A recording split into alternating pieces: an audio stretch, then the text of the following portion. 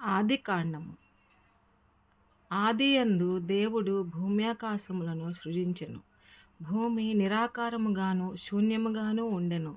చీకటి అగాధ జలముపైన కమ్మియుండెను. దేవుని ఆత్మ జలములపైన అల్లాడుచుండెను. దేవుడు వెలుగు కమ్మని పలుకగా వెలుగు కలిగెను. వెలుగు మంచిదైనట్టు దేవుడు చూచెను. దేవుడు వెలుగును చీకటిని వేరుపరచెను. దేవుడు వెలుగునకు పగలనియు చీకటికి రాత్రి అనియు పేరు పెట్టెను. అస్తమయమును ఉదయమును కలుగగా ఒక దినమాయెను. మరియు దేవుడు జలముల మధ్య నొక విశాలము కలుగ ఆ జలములను ఈ జలములను వేరుపరచును గాకని పలికెను. దేవుడు ఆ విశాలము చేసి విశాలము క్రింది జలములను విశాలము మీది జలములను వేరుపరపగా ఆ ప్రకారమాయెను. దేవుడు ఆ విశాలమునకు ఆకాశమని పేరు పెట్టెను. అస్తమయమును ఉదయమును కలుగగా రెండవ దినమాయెను. దేవుడు ఆకాశము క్రిందనున్న జలము ఒకచోటనే కూర్చబడి ఆరిన నేల కనబడును గాకని పలుకగా ఆ ప్రకారమాయెను. దేవుడు ఆరిన నేలకు భూమి అని పేరు పెట్టెను. జలరాశికి ఆయన సముద్రములని పేరు పెట్టెను. అది మంచిదని దేవుడు చూచెను. దేవుడు గడ్డిని విత్తనములిచ్చు చెట్లను భూమి మీద తమ తమ జాతి ప్రకారము తమలో విత్తనములు గల ఫలమిచ్చు ఫల వృక్షములను భూమి మొలిపించుగాకని పలుకగా ఆ ప్రకారమాయెను. భూమి గడ్డిని తమ తమ జాతి ప్రకారము విత్తనములిచ్చు చెట్లను తమ తమ జాతి ప్రకారము తమలో విత్తనములు గల ఫల వృక్షములను మొలిపింపగా అది మంచిదని దేవుడు చూచెను. అస్తమయమును ఉదయమును కలుగగా మూడవ దినమాయెను. దేవుడు పగటిని రాత్రిని వేరుపరచినట్లు ఆకాశ విశాలమందు జ్యోతులు కలుగును గాకనియు అవి సూచనలను కాలములను దిన సంవత్సరములను సూచించుటకై యుండుగాకనియు భూమి మీద వెలుగిచ్చుటకు అవి ఆకాశ విశాలమందు జ్యోతులై యుండుగాకనియు పలికెను. ఆ ప్రకారమాయెను. దేవుడు ఆ రెండు గొప్ప జ్యోతులను అనగా పగటిని ఏలుటకు పెద్ద జ్యోతిని రాత్రిని ఏలుటకు చిన్న జ్యోతిని నక్షత్రములను చేసెను. భూమి మీద వెలుగిచ్చుటకును పగటిని రాత్రిని ఏలుటకును వెలుగును చీకటిని వేరుపరచుటకును దేవుడు ఆకాశ విశాలమందు వాటిని ఉంచెను. అది మంచిదని దేవుడు చూచెను.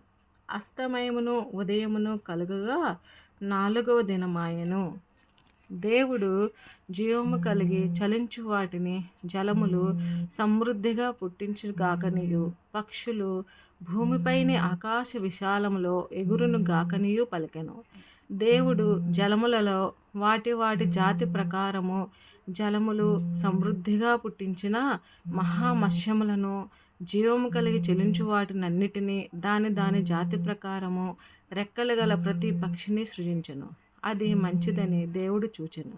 దేవుడు మీరు ఫలించి అభివృద్ధి పొంది సముద్ర జలములలో నిండి యుండుడనియు పక్షులు భూమి మీద విస్తరించుగాకనియు వాటిని ఆశీర్వదించెను. అస్తమయమును ఉదయమును కలుగగా ఐదవ దినమాయెను.